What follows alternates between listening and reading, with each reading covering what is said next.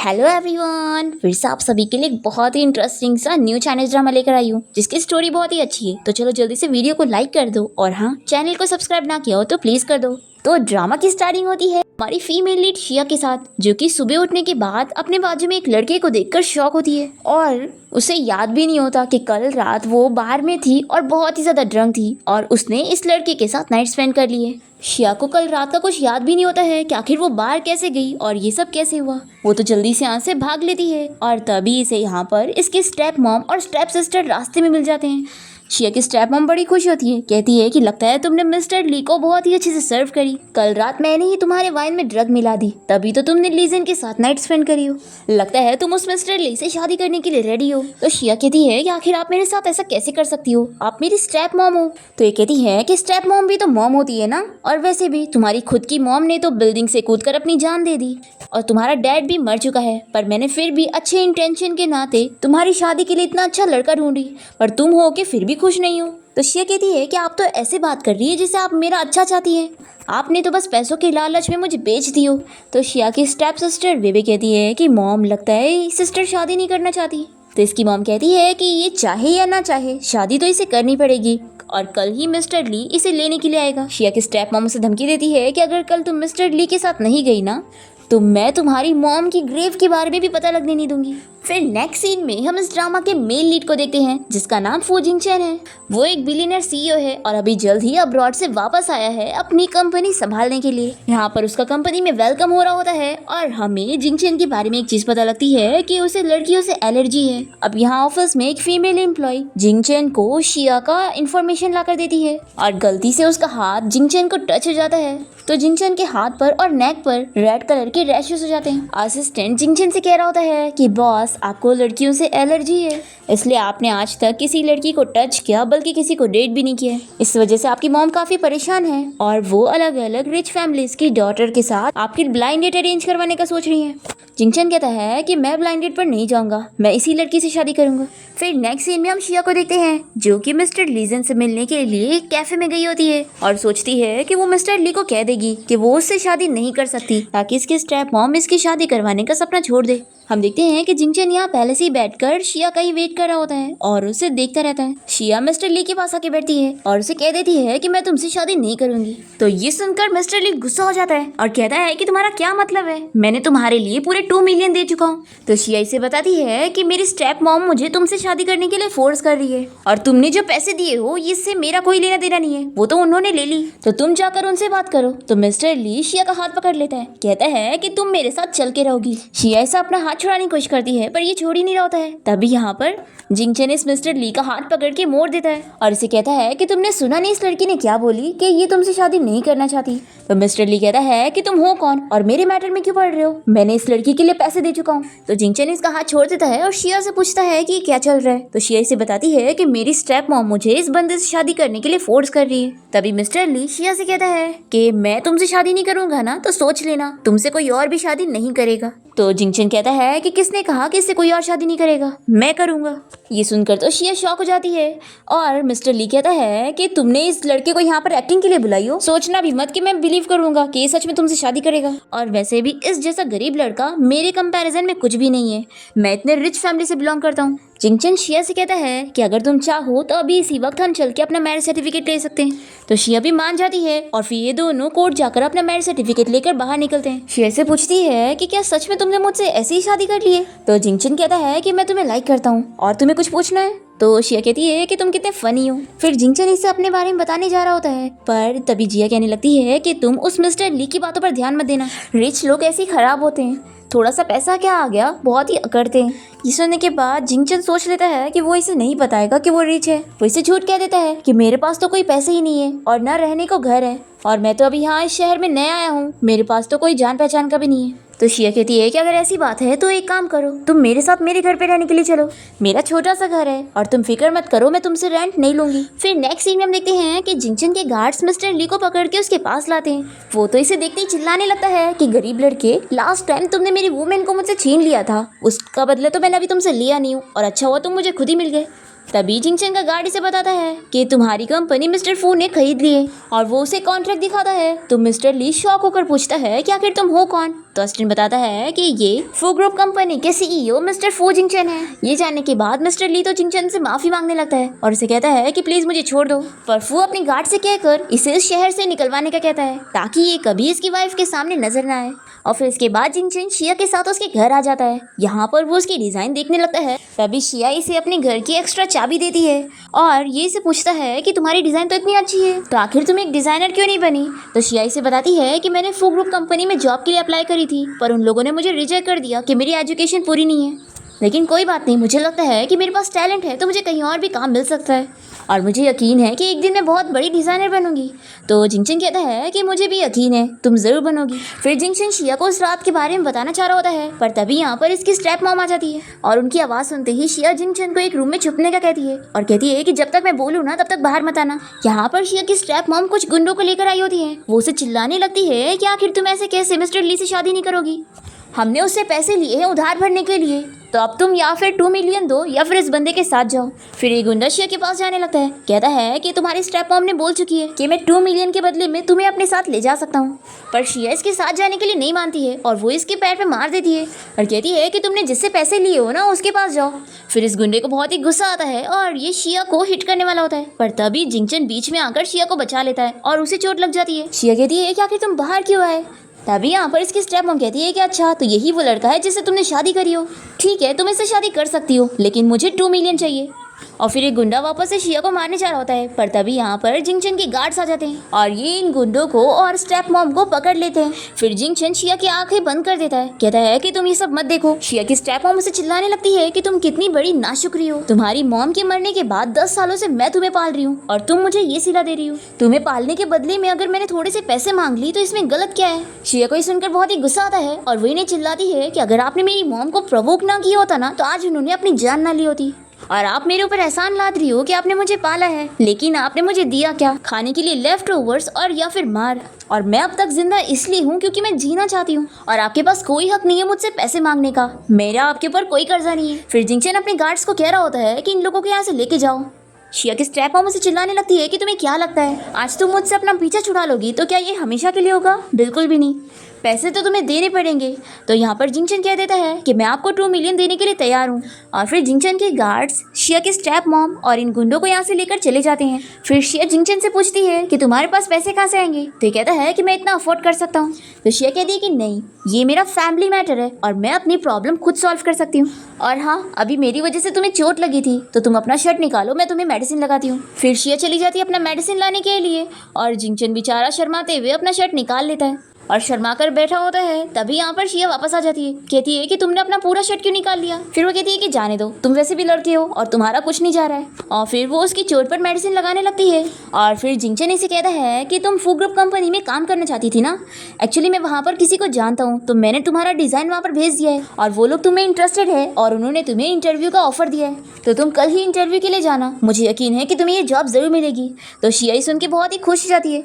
फिर next day हम देखते हैं कि जिंगचन अपने कंपनी आया होता है और यहाँ पर उसका असिस्टेंट उसे कहता है कि बॉस आप अपनी वाइफ के लिए कितना कुछ कर रहे हैं, अपनी वाइफ के लिए आप अपना विला छोड़कर उनके छोटे घर में रहने चले गए और उनकी फैमिली को 2 मिलियन भी दे दिया। तो जिंगचन इसे कहता है कि लगता है मैं तुम्हें बहुत ही अच्छे से ट्रीट करता हूँ जो तुम बहुत बड़ी बड़ी बातें करने लग गए हो।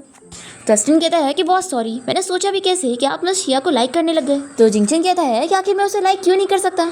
तभी यहाँ पर शिया भी इस कंपनी में इंटरव्यू के लिए आई होती है और ये जिंगचन को देखकर पूछती है कि तुम यहाँ पर क्या कर रहे हो, और वो पूछती है और वो उसके असिस्टेंट के बारे में भी पूछती है कि आखिर वो कौन है। तो जिंगचन बहाना बना लेता है कि ये बंदा मुझसे कर्जा मांगने आया है। तो शिया जिंगचन को अपने पास करती है और कहती है कि क्या तुम्हारे पास पैसे उधारी है। शिया कहती है कि तुम इससे डरो मत, रिच लोग बहुत ही खराब होते हैं, तो मैं हूं ना यहाँ पर तुम्हें प्रोटेक्ट करने के लिए। फिर शिया अस्टिन को चिल्लाने लगती है कि देखो तुम्हारा कितना भी पैसा उधार हो लेकिन तुम ऐसे वायलेंस नहीं कर सकते। तो अस्टिन बेचारा कहता है कि नहीं, मैं तो कोई मार वार नहीं रहा था, मैं तो बस सिंपली पैसे मांग रहा था। तो शिया कहती है कि तुम फिक्र मत करो, हम लोग तुम्हारा पैसा तुम्हें वापस कर देंगे। और फिर शिया ये बोलने के बाद जिंगचन का हाथ पकड़ के उसे यहाँ से लेके जाने लगती है और अस्टिन सोचता है कि बॉस को आज तक कोई भी लड़की टच नहीं कर सकती थी, लेकिन अब उन्हें कोई मिल गई है जिनसे वो हक भी कर सकते हैं। फिर नेक्स्ट सीन में हम देखते हैं कि शिया अपने कपड़ों को फैला रही होती है। तभी यहाँ पर वो जिंगचन को देखकर शॉक हो जाती है और गिरने लगती है, तो जिंगचन इसे बचा लेता है। शिया कहती है कि मैं तो भूल ही गई थी कि मेरे साथ अब मेरे घर पे कोई और भी रहता है। यहाँ पर जिंगचन को पता लगता है कि शिया ने उसके भी कपड़े धो दिए हैं, जो कि वो सोचता है कि वो 2 मिलियन के कपड़े हैं जिन्हें सिर्फ ड्राई क्लीनिंग की जाती है। बेचारा बहुत ही अपसेट हो जाता है कि मेरे फेवरेट कपड़े खराब हो गए। फिर शिया के यहाँ से जाने के बाद जिंगचन देखता है कि बकेट में और कपड़े हैं, तो वो उन्हें फैलाने का सोचता है, पर वो ये कपड़ा देखकर शॉक हो जाता है और तभी शिया इसे देख लेती है और दोनों ही बहुत ही शर्मा जाते हैं। फिर इसके बाद हम देखते हैं कि शिया कंपनी आ जाती है और यहाँ पर वो जिंगचन के बारे में याद करके बहुत ही खुश हो रही होती है। तभी यहाँ पर सभी इंटरव्यूअर्स आ जाते हैं और जो कंपनी की वाइस प्रेसिडेंट बाइशू होती है वो जिया को देखते के साथ ही बहुत ही चिढ़ने लगती है और मैनेजर से कहती है कि इन सारे लड़कों को यहाँ पे रहने दो और इस लड़की को यहाँ से जाने के लिए बोलो। तो शिया से कहती है कि तुम हो कौन और मुझे डायरेक्टली कैसे रिजेक्ट कर सकती हो। तो मैनेजर शिया को बताता है कि ये मिस बाइशू है, हमारे कंपनी के सीईओ की फियांसी, और अगर ये तुमसे कह रही है कि तुम यहाँ से चली जाओ तो तुम्हें यहाँ से जाना होगा। फिर बाइशू शिया से कहती है कि मैं तुम जैसी लड़की को अच्छे से जानती हूँ, जो कि इतने अच्छे से ड्रेसअप होकर इसलिए आती है ताकि सीईओ को सेड्यूस कर सके, और इस वजह से ही मैं तुम जैसी लड़की को अपने फियांसी के आसपास भी भटकने नहीं दे सकती। तो शिया कहती है कि लेकिन मैं यहाँ सिर्फ जॉब करने आई हूँ और मेरा कोई ऐसा मतलब नहीं है। तो बाइशू इसे एक स्लैप लगाती है और कहती है कि क्या तुम्हें मेरी बात समझ नहीं आ रही है? तुम जैसी लड़की जिसे किसी माँ ने पैदा तो की है लेकिन किसी माँ ने पाली नहीं, ऐसी लड़की को क्या ही पता होगा। ये सुनकर शिया को बहुत ही गुस्सा आता है। वो इसे रिटर्न में स्लैप लगाती है और कहती है कि मेरी मॉम के बारे में दोबारा कुछ कहना नहीं। तो बाइशू शिया के ऊपर गुस्सा हो जाती है, कहती है कि तुम्हारी हिम्मत कैसी हुई मुझे मारने की, अब मैं तुम्हें बैन कर रही हूँ, देखती हूँ कि तुम्हें कहीं पर कैसे काम मिलेगा। तो शिया कहती है कि मुझे तो यकीन नहीं हो रहा है कि तुम जैसी पागल एम्प्लॉय को सीईओ कैसे रख सकते हैं। मैं सीईओ से खुद बात करना चाहती हूँ कि तुम अपने मन के डिसीजन यहाँ पे कैसे ले सकती हो। फिर शिया जिंगचन के असिस्टेंट को कॉल लगाती है और उसे कहती है कि तुम वही बंदे हो ना जिसने मुझे इंटरव्यू के लिए यहाँ की इन्फॉर्मेशन दी थी। मैं चाहती हूँ कि तुम सीईओ तक मेरी बात पहुंचाओ कि मुझे उनसे बात करनी है कि आखिर उन्होंने अपनी कंपनी में कैसे एम्प्लॉयज को रखा है। अब ये सब सुनकर बाइशू को गुस्सा आता है और ये मैनेजर को चिल्लाती है कि तुम एक मामूली सी लड़की को नहीं संभाल पा रहे हो, इसे निकालो यहाँ से, नहीं तो मैं तुम्हें निकाल दूंगी।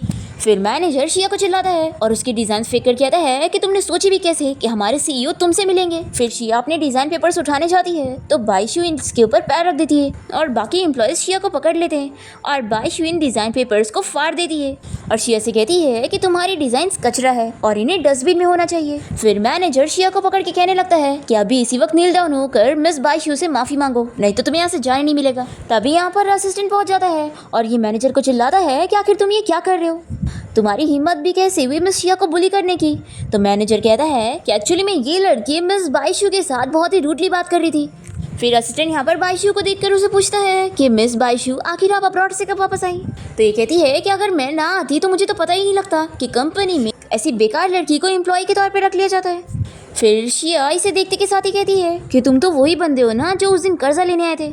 मैं समझ गई, यहाँ पर सभी लोग खराब है और मैं तो ऐसी जगह पर थोड़ी देर भी नहीं रुकना चाहती हूँ। फिर शिया यहाँ से जाने की कोशिश करी होती है तो असिस्टेंट इसे रोकता है और वो सोचता है कि अगर बॉस की वाइफ यहाँ से चली गई तो बॉस मुझे छोड़ेंगे नहीं। तभी बाइशू शिया को पकड़ लेती है और कहती है कि तुमने सोची भी कैसे कि तुम यहाँ से इतनी आसानी से चली जाओगी, तुमने मुझसे बदतमीजी की हो ना तो इसकी तुम्हें सजा मिलेगी। ऐसा बोलकर ये इसे स्लैप लगाने जा रही होती है। तभी यहाँ पर जिंगचन आकर शिया को प्रोटेक्ट करने लगता है और बाइशू से कहता है कि तुमने इसे मारी। तो यहाँ पर मैनेजर बाइशू की साइड लेते हुए कहता है कि बॉस आप गलत समझ रहे हैं, ये जो नई लड़की आई है इसने पहले मिस बाइशू के ऊपर हाथ उठाई।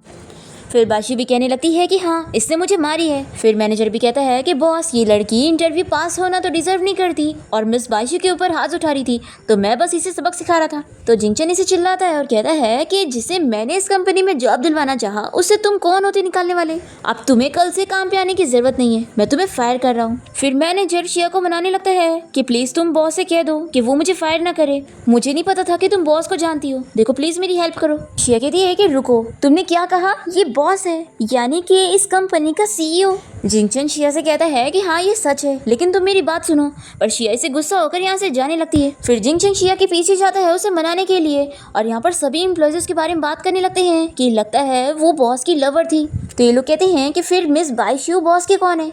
ये कहती है कि तुम लोग ज्यादा मत सोचो, मैं उसकी फियांसी हूँ और मेरे जिंगचन की लाइफ में जो लड़की आएगी मैं उसे छोड़ूंगी नहीं। फिर यहाँ घर पे हम देखते हैं कि शिया जिंगचन का लगेज फेंक कर उसे चिल्लाती है और उसके झूठ गिनाती है कि तुमने मुझसे क्या कहा था कि तुम्हारे पास पैसे नहीं है और तुम गरीब हो, ना तुम किसी को जानते हो और ना तुम्हारा कोई जानने वाला है शहर में, और तुम्हारे ऊपर पैसे का भी उधार है। इतने सारे झूठ बोले तुमने मुझसे और मैंने तुम्हारे इन सारे झूठ पर बिलीव करके तुम्हारी हेल्प करी और तुम्हें अपने घर पे रखी। तो जिंगचन कहता है कि इससे तुम्हारी अच्छाई तो दिख रही थी ना। तो शिया कहती है कि जब तुम्हारे पास पहले से ही मिस बाइशू है जो तुम्हारी फियांसी है, तो तुम मेरे पीछे क्यों पड़े हो? तुम्हारे पास फियांसी थी फिर भी तुमने मुझसे शादी की है। देखो मुझे किसी की मिस्ट्रेस नहीं बनना है। देखो अभी भी कोर्ट बंद नहीं हुआ होगा तो हम चल के डिवोर्स ले लेते हैं। तो जिंगचन कहता है कि तुम गलत मत समझो, वो मेरी फियांसी नहीं है। तो शिया से चिल्लाकर कहती है कि आखिर तुमने मुझे क्या समझा हुआ है? तो जिंगचन इसके क्लोज आता है और कहता है कि मैंने तुम्हारी स्टेप मॉम को 2 मिलियन दे चुका हूँ, तो अगर तुम्हें मुझसे डिवोर्स लेना है तो कोई बात नहीं, लेकिन डिवोर्स लेने से पहले तुम अपना कर्जा भरो। शिया कहती है कि तुमने सच में मेरी स्टेप मॉम को 2 मिलियन दे दिए? ये कहता है कि हाँ, मैंने सोचा कि कहीं वो तुम्हें परेशान ना करे और मैं तो चाहूंगा कि तुम मेरी कंपनी में काम करके अच्छी डिजाइन तैयार करो। तो शिया कहती है कि यानी तुम मेरे साथ कॉन्ट्रैक्ट मैरिज करना चाहते हो? देखो इसकी जरूरत नहीं है, मैं तुम्हारे सारे पैसे तुम्हें वापस कर दूंगी। पर जिंगचन नहीं मानता, कहता है कि मैं बिजनेसमैन हूँ, तो इसलिए अगर तुम मेरे साथ नहीं रहोगी तो आखिर मैं तुम्हारी बातों पर यकीन कैसे कर सकता हूँ? फिर जिंगचन अपने असिस्टेंट को आवाज देकर उसे कहता है कि मेरे और शिया के बीच में मैरिज कॉन्ट्रैक्ट तैयार करो। फिर शिया से कहती है कि ठीक है, मैं तुम्हारी बात मान लेती हूँ, लेकिन मैं चाहती हूँ कि तुम हमारी रिलेशनशिप के बारे में किसी को नहीं बताओगे, क्योंकि मैं तुम जैसे रिच फैमिलीज के झगड़े में बिल्कुल नहीं पड़ना चाहती हूँ। तो जिंगचन शिया को अपने क्लोज करके कहता है कि ठीक है वाइफ, जैसा तुम कहो।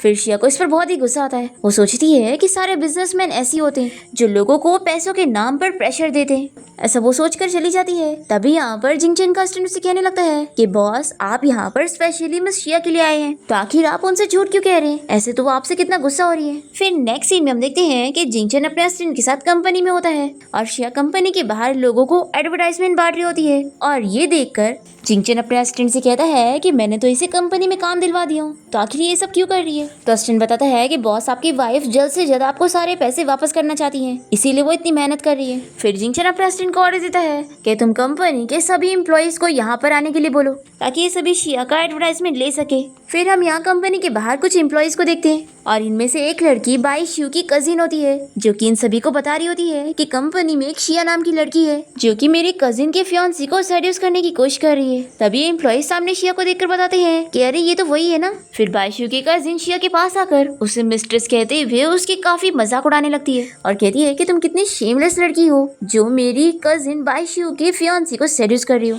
तो शिया इसे कहती है कि क्या सीईओ ने तुम्हें खुद आकर बोला जो तुम ये सब मुझे सुना रही हो? देखो हटो मेरे सामने से, मुझे मेरा काम करने दो। फिर यहाँ पर कंपनी के वो सारे एम्प्लॉइज आ जाते हैं जिन्हें जिंगचन ने यहाँ भेजा होता है, और ये बारी बारी लाइन लगा के जिया से एडवर्टाइजमेंट ले लेते हैं। ये सब देखकर जिंगचन बहुत ही खुश हो जाता है और वो अपना काम करने चला जाता है। फिर हम देखते हैं कि ऑफिस की छुट्टी होने के बाद शिया जैसी कंपनी से बाहर निकलती है तो जिंगचन अपनी कार लेकर इसके सामने पहुंच जाता है और इसे बताता है कि मैंने तुम्हारा सारा सामान अपने घर में शिफ्ट करवा चुका हूँ। तो जिया कहती है कि लेकिन हम दोनों को साथ में रहने की क्या जरूरत है? तो जिंगचन इसे बताता है कि ये कॉन्ट्रैक्ट की शर्तों में से एक है कि तुम मेरे साथ रहोगी। तो शिया को मानना ही पड़ता है और वो इसके साथ कार में बैठ जाती है और फिर वो जिंगचन के घर आ जाती है और यहाँ पर ये इसे नाइट ड्रेस देने लगता है और इसे कहता है कि मुझे पैसों की कमी नहीं है, तो 2 मिलियन वापस करने के लिए तुम इतनी मेहनत मत करो, इसलिए अब से लंच ब्रेक में काम मत करना बल्कि रेस्ट करना। तुम अब डिजाइनर हो और तुम्हें एनर्जी की जरूरत होगी। तो शिया कहती है कि ठीक है, तुम फिक्र मत करो, मैं तुम्हारे लिए इतनी अच्छी डिजाइन्स बनाऊंगी कि तुम जरूर सेटिस्फाई होंगे।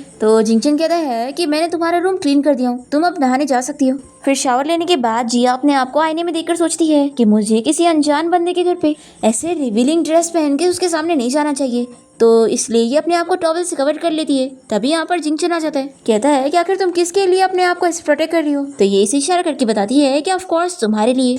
नेक्स्ट सीन में हम बाइशू को देखते हैं जो कि किसी रिपोर्टर को अपनी और जिंगचन की कुछ फोटोज को वायरल करने के लिए कहती है और वो झूठी रूमर्स फैलाना चाह रही होती है कि उसकी और जिंगचन की एंगेजमेंट हो चुकी है। फिर कंपनी में हम देखते हैं कि बाइशू की कजिन सभी एम्प्लॉयज से इसी बारे में बात कर रही होती है। सभी लोग बातें कर रहे होते हैं कि मिस बाइशू और जिंगचन कितने अच्छे कपल हैं, लेकिन वो शिया कैसे बॉस को सेड्यूस करना चाहती है और उनके बीच में मिस्ट्रेस बन के आ रही है। शिया ये सब सुन लेती है और फिर ये इसके सामने भी कह देती है कि तुम एक मिस्ट्रेस हो, सोचना भी मत। फिर यहाँ पर शिया को जिंगचन के ऊपर बहुत ही गुस्सा आता है और ये जिंगचन को इग्नोर करने लग जाती है। तो वो इसे रोककर कहता है कि आखिर तुम मुझसे छुप क्यों रही हो? तो ये कहती है कि सभी ने तुम्हारा ऑफिशियल अनाउंसमेंट देख चुके हैं, तो मुझे तुमसे डिस्टेंस मेंटेन करना चाहिए। तो जिंगचन इसे पूछता है कि आखिर तुम कौन से अनाउंसमेंट की बात कर रही हो? तो ये इसे दिखाती है कि तुम्हारी और बाइशू की फोटो इंटरनेट पे वायरल हो रही है, इसलिए मिस्टर फू अच्छा ही होगा कि तुम मुझसे दूर रहो। तभी यहाँ पर किसी एम्प्लॉय के आने की आवाज आती है तो जिंगचन शिया को लेकर एक रूम में घुस जाता है और उसके लिप्स पे हाथ रखते हुए कहता है कि चुप रहो, तुम चाहती हो ना कि कंपनी में हमारा रिलेशनशिप एक्सपोज ना हो। तभी यहाँ पर ये एम्प्लॉय को कुछ अंदर से आवाज आती है और वो पूछता है कि क्या अंदर कोई है, पर ये लोग तो एकदम ही शांत रहते हैं और कोई आवाज नहीं करते। फिर उस एम्प्लॉय के यहाँ से जाने के बाद जिंगचन शिया को उस फोटो के बारे में एक्सप्लेन करने लगता है। कहता है कि बाइशू मेरे सामने गिर रही थी और उसके पैर में मोच आ गई थी, तो मैं बस उसकी हेल्प कर रहा था और मुझे नहीं पता कि कब किसने हमारी फोटो ले लिया और ये सारी चीजें फैला दिया, जो कि सच नहीं है, ये सब सिर्फ गलतफहमी है और तुम फिक्र मत करो, मैं इसे इमीडिएटली निकलवा दूंगा। तो ये सुनकर शिया खुश होती है। फिर इसके बाद ये दोनों रूम से बाहर आ जाते हैं। तभी यहाँ पर बाइशू आ जाती है और ये जिंगचन से कहती है कि आज मैं तुम्हारी मॉम से मिलने के लिए जाऊंगी और देखो आज मैंने ये कौन सा नेकलेस पहनी हूँ, क्या तुम्हें याद है? मैं इसमें अच्छी लग रही होंगी ना? जिंगचन देखता है कि शिया इसी नेकलेस को देख रही है। फिर वो बाइशू से कहता है कि मुझे याद नहीं। तो बाइशू को शिया को देखकर गुस्सा आता है। फिर वो कहती है कि कोई बात नहीं, तुम घर जल्दी आ जाना, मैं और तुम्हारी मॉम डिनर के लिए तुम्हारा वेट करेंगे। ऐसा बोलकर बाइशू यहाँ से चली जाती है। तो जिंगचन भी पीछे मुड़ के देखते हुए कहने लगता है कि हाँ अच्छी थी। तो ये सुनने के बाद शिया को लगता है कि ये बाइशू की तारीफ कर रहा है, तो ये बहुत ही जेलस हो जाती है और फिर वो इससे गुस्सा होकर यहाँ से चली जाती है और ये सोचता है कि आखिर ये कितनी अजीब है। फिर रात में जिंगचन और शिया साथ में डिनर कर रहे होते हैं और यहाँ पर जिंगचन का खाना शुरू ही हुआ होता है कि जिया खाने की सारी डिशेस उठा के लेके चली जाती है और सोचती है कि मैन बिल्कुल भी अच्छे नहीं होते।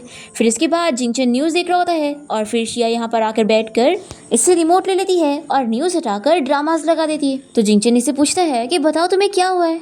तो ये कहती है कि कुछ नहीं, मैं जा रही हूँ अपना सोने के लिए। तो जिंगचन इसका हाथ पकड़ के इसे रोकता है और पूछता है कि मुझे बताओ क्या डिज़ाइन में कुछ प्रॉब्लम आ रही है? अगर ऐसी बात है तो मैं कंपनी के बेस्ट एम्प्लॉयज़ को तुम्हारी डिज़ाइन टीम में डाल दूंगा। तो शिया कहती है कि इसकी ज़रूरत नहीं है और वो उठने लगती है। तो ये इसे रोक कर कहता है कि क्या तुम बाइशू की वजह से गुस्सा हो? तो शिया से कह देती है कि अगर तुम बाइशू को लाइक नहीं करते हो और तुम मुझे भी लाइक नहीं करते हो तो आखिर तुमने मुझसे शादी क्यों की? तो जिंगचन कहता है कि किसने कहा कि मैं तुम्हें लाइक नहीं करता?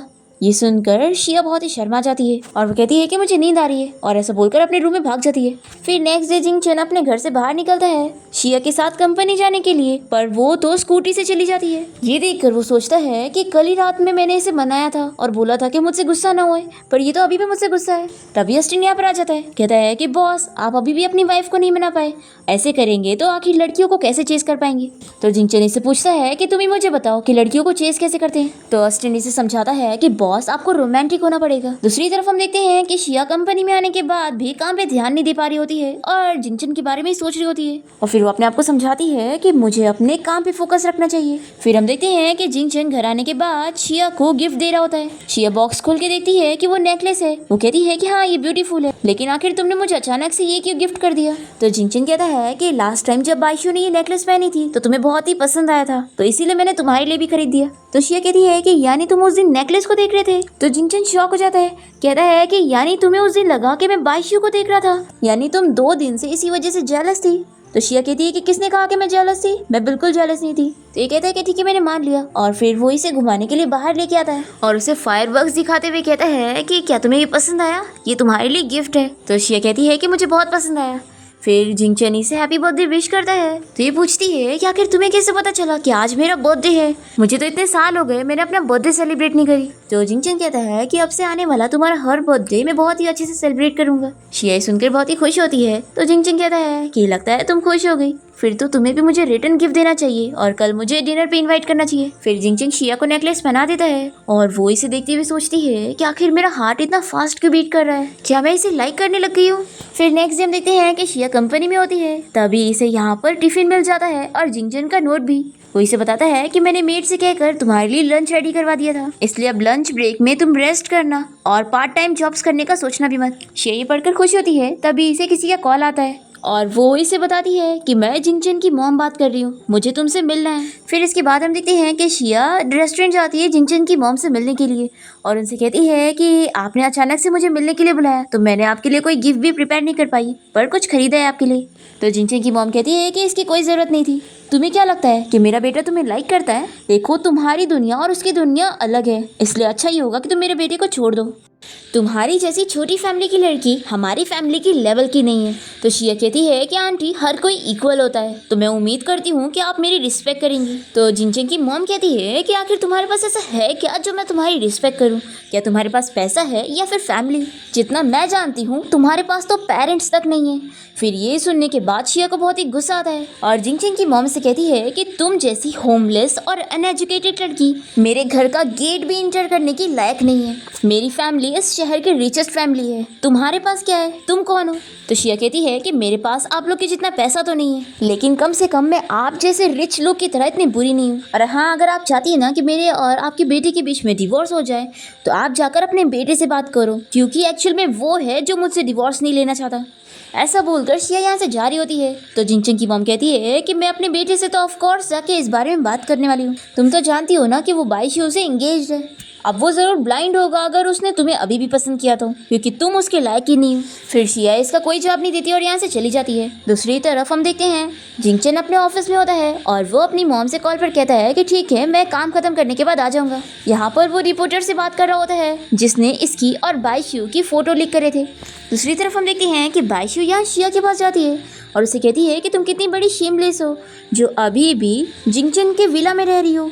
क्या तुम्हें पता नहीं है कि कल मैं और जिंगचन डिनर पार्टी रखने वाले हैं और वहाँ पर हम दोनों अपने एंगेजमेंट के बारे में अनाउंस करेंगे। शिया सुनकर शॉक होती है, कहती है कि क्या डिनर और एंगेजमेंट? तो बाईशू कहती है कि लगता है जिंगचन ने तुम्हें इस बारे में बताया नहीं। सच में वो तो बस तुम्हारे साथ खेल रहा है, क्योंकि अगर सच्चा होता तो तुम्हें इस बारे में जरूर बताता। ऐसा बोलते हुए ये इसे अपनी रिंग दिखाकर चिढ़ा रही होती है। तभी यहाँ पर जिंगचन आ जाता है और वो शिया से कहता है कि क्या हुआ। तभी बाईशू जिंगचन को आवाज देते कहने लगती है कि ये देखो, ये हमारी एंगेजमेंट रिंग है, अच्छी लग रही है ना? फिर शिया यहाँ से गुस्से में चली जाती है और जिंगचन उसे बनाने के लिए उसके पीछे जाता है।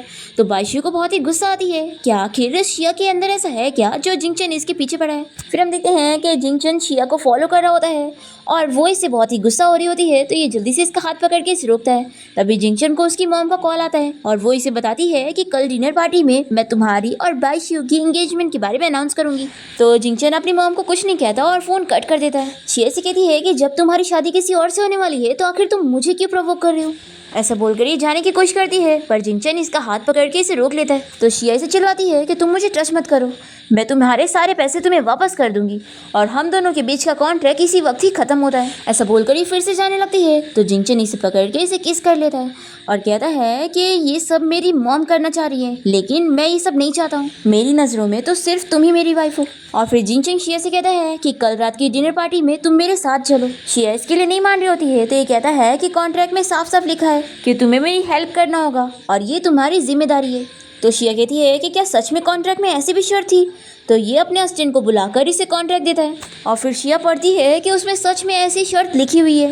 ये कहती है कि आखिर तुमने इतना कुछ क्यों लिखा हुआ है? तो ये इसे कॉन्ट्रैक्ट लेकर वापस अपने असिस्टेंट को देता है और इसे अपने पास करके कहता है कि यानी अभी भी तुम मेरी वाइफ हो। फिर इसके बाद जिंगचन शिया को लेकर एक ड्रेस शॉप जाता है और उसके लिए उसकी पसंद की ड्रेस और ज्वेलरीज बाय करता है। जिया जैसे ही ड्रेस ट्राई करके आती है तो जिंगचन इसे देखते ही रह जाता है, कहता है कि तुम बहुत ज़्यादा अच्छी लग रही हो। तभी हम देखते हैं कि शिया की स्टेप सिस्टर वेवे यहाँ आई होती है और वो इन दोनों को देखकर बहुत ही गुस्सा होती है। और फिर इसके बाद हम देखते हैं कि वेवे बाईशू से मिलने जाती है और उसे कहती है कि तुम मिस्टर फू की फियांसी हो ना? तो बाईशू इससे पूछती है कि आखिर तुम कौन हो? वेवे कहती है कि ये चीज़ मैटर नहीं करती है, मैं यहाँ पर तुम्हारी हेल्प करने के लिए आई हूँ। क्या तुम्हें पता है कि शिया पैसों के लिए कितनों के साथ नाइट स्पेंड करती है? मैं तुम्हें झूठ नहीं कह रही हूँ, ये देखो मेरे पास एविडेंस है। कल डिनर पार्टी में मैं भी जाने वाली हूँ, तो मैं उम्मीद करती हूँ कि तुम मुझे निराश नहीं करोगी। फिर बाईशू तो बहुत ही खुश हो जाती है।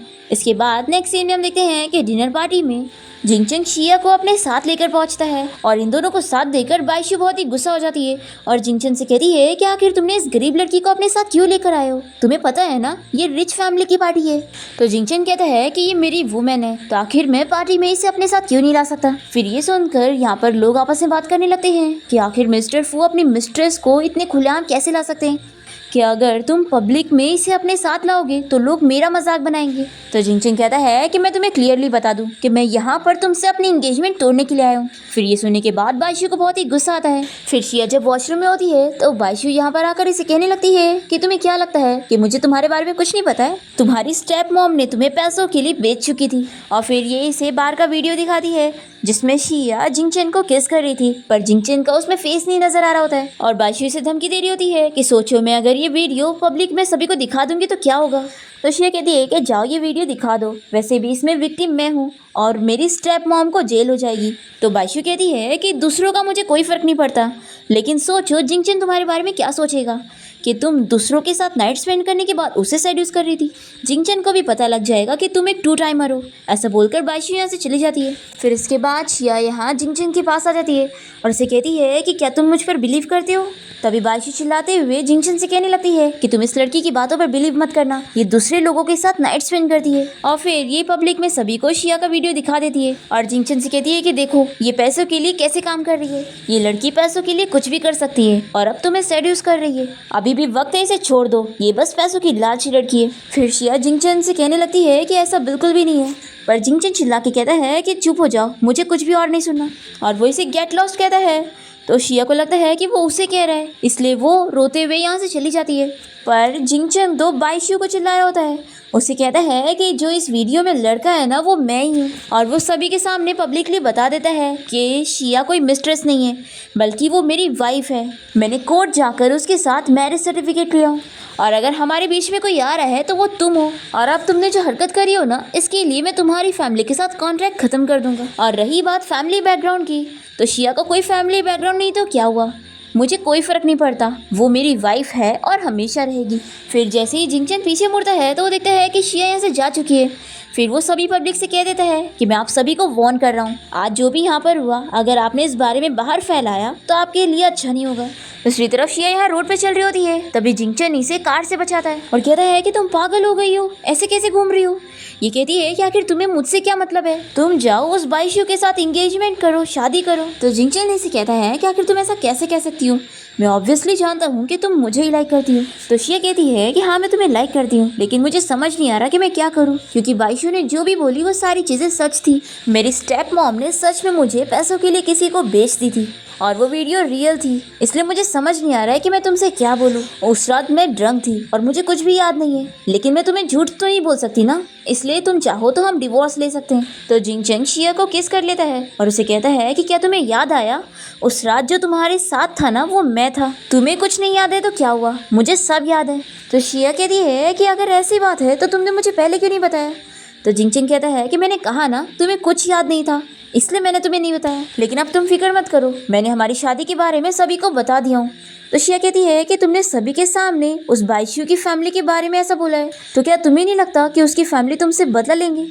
तो जिंगचन कहता है कि क्या तुम्हें सच में लगता है कि वो बाई फैमिली तुम्हारे हस्बैंड का कुछ बिगाड़ सकती है। तो शिया कहती है कि क्या पता, अगर तुम उस बाइशू को पसंद करने लग गए तो और उसी से शादी कर लिए तो जिंगचन कहता है कि मैं बाइशू को पसंद नहीं करता हूँ और मैं उससे कभी शादी नहीं करूँगा और तुम चाहो तो मेरी वाइफ की पोजीशन हमेशा तुम्हारी होगी।